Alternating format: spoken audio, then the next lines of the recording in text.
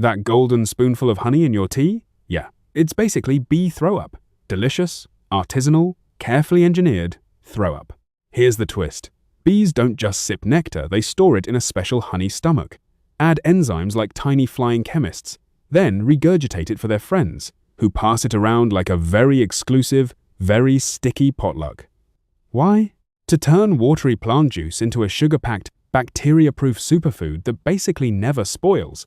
So the next time you drizzle honey, just remember, you're enjoying the final product of the world's most efficient, slightly gross food processing line. Honey is basically what happens when a bunch of bees treat nectar like a group science project that involves multiple stomachs and zero personal space. A forager bee heads out, finds a flower, and slurps up nectar, which is mostly sugar water, into a special compartment called the honey stomach. This is not its regular stomach, so it's not digesting it yet. It's more like a backpack full of sugary juice. But here's where things get delightfully gross and impressive. Enzymes in that honey stomach start breaking down complex sugars into simpler ones, like turning a complicated recipe into instant ramen. Then the bee flies back home, and brace yourself, regurgitates the nectar into another bee's mouth. Yes, mouth-to-mouth nectar transfer. That second bee might pass it along again, and again, like the world's least appealing relay race. Each transfer adds more enzymes, further transforming the nectar.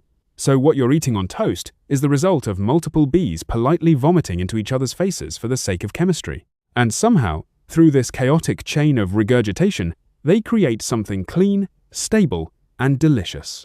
It's like if a potluck dinner involved everyone pre-chewing the food, but it came out Michelin star quality.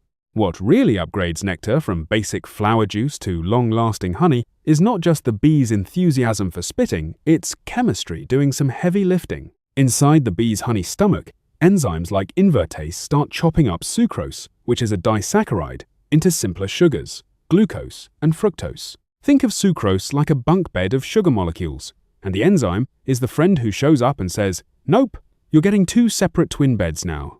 This matters because glucose and fructose behave differently.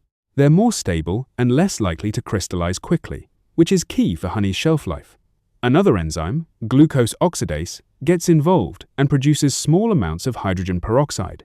Yes, the same stuff you put on cuts. That gives honey mild antibacterial properties, which is why it doesn't spoil easily. So while it's easy to joke that honey is just bee vomit, and it is, in a sense, it's also biochemically engineered. The bees are basically tiny flying chemists running a mobile sugar refinery, complete with quality control and preservation built in. It's like if your stomach not only processed food, but also turned it into a shelf-stable gourmet product that could last for years without refrigeration. Suddenly, the vomit thing feels less gross and more disturbingly impressive. Fresh nectar is basically a sugary sports drink about 70% water, which is great if you're a thirsty bee, but terrible if you want something that won't turn into accidental bee wine. If bees just left nectar as is, yeast would move in, fermentation would happen, and the hive would basically become a tiny, chaotic brewery. So bees go into full dehydration mode. After all the regurgitation and enzyme mixing, they spread the nectar out into honeycomb cells and then start fanning it with their wings like a squad of tiny, hyper-focused bartenders trying to chill a drink by aggressively waving menus at it. This airflow evaporates water until the nectar thickens into honey, dropping the water content to around 17%. At that point, microbes can't really grow, which makes honey incredibly shelf-stable. This is why archaeologists have found pots of honey in ancient tombs that are still edible, like, thousands of years later, still good. Meanwhile, your leftovers from last week are already plotting their own evolution. So the bees are not just making honey, they're carefully controlling humidity, airflow, and chemistry, like a perfectly run food preservation lab, all powered by wings and a strong commitment to not accidentally invent alcohol. The place where all this beautifully processed bee spit ends up is the honeycomb, which looks like a perfectly organized apartment complex made of hexagons, and that shape is not an aesthetic choice, it's mathematical genius. Hexagons pack together without leaving gaps, unlike circles, and they use less material than squares or triangles for the same volume. So bees are basically solving an optimization problem that would make an engineer sweat, and they're doing it with their own secreted wax. That wax, by the way, comes from glands in the bee's abdomen and is chewed and molded into shape. Because, of course, there's more mouth involvement. The result is a structure that is incredibly strong, lightweight, and efficient for storing honey. Imagine trying to build a pantry where every inch is used perfectly and the walls cost almost nothing to produce. That's what bees are doing instinctively. The hexagon pattern also distributes weight evenly, so the whole thing doesn't collapse under the pressure of all that stored honey. It's like if your kitchen cabinets were designed by a team of mathematicians and built out of your own body. So yes, honey starts as vomit, but it ends up stored in one of the most elegant natural structures on Earth, which is a pretty impressive glow-up.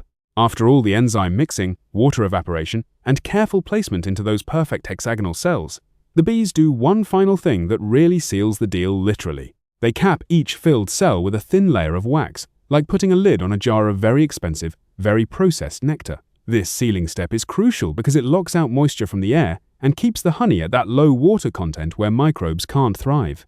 It's basically vacuum sealing, but done with body-produced building material and zero plastic waste. The result is a food that can last for years, decades, even millennia under the right conditions. And this isn't just for fun, it's survival. Honey is the colony's emergency stash for winter when flowers disappear and foraging isn't possible. So every drop of that slightly regurgitated, enzyme-rich, carefully dehydrated liquid is part of a long-term strategy to keep thousands of bees alive. It's like a perfectly managed savings account, except instead of money, it's sugar, and instead of a bank, it's a wax vault built by insects that communicate through dance. So the next time you drizzle honey into your tea, just remember, you're enjoying a substance that is equal parts chemistry, experiment, architectural marvel, and extremely polite, highly coordinated bee vomiting ritual.